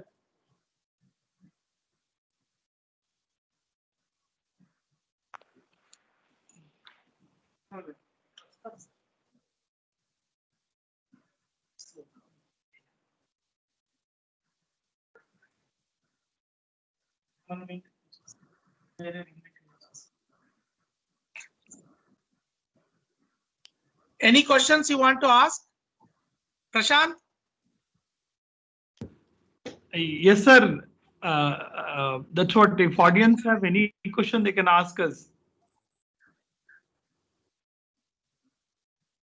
Sister?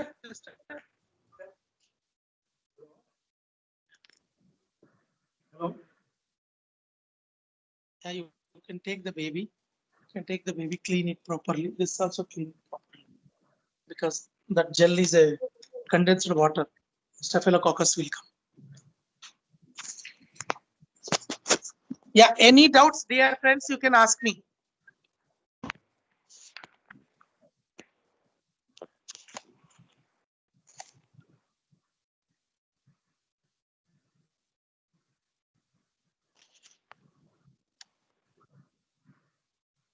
Yeah, over to Prashant. Come on, sir. Yes, sir. Over to you, sir. Thank you, sir. Very informative class today. Excellent discussion of the signature of the gut and the brain. After that, by Dr. Dhanakar, sir. I think our students are very gifted. Lucky few. We were also not, taught like this during our training. So I think our students are a bit lucky compared to that. Though we are all very worried that we are not able to have formal hands-on training on echo and ultrasound.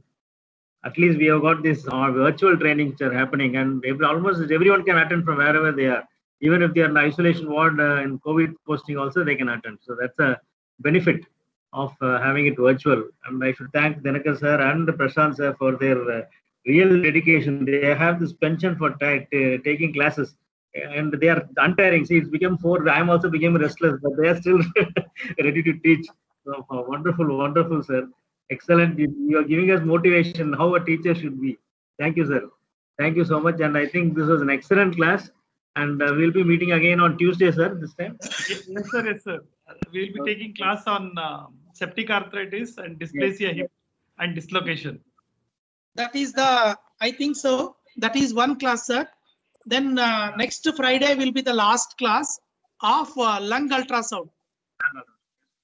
Then I think so. All the classes about the brain and abdomen and these things, everything is over. Only thing, students should train themselves.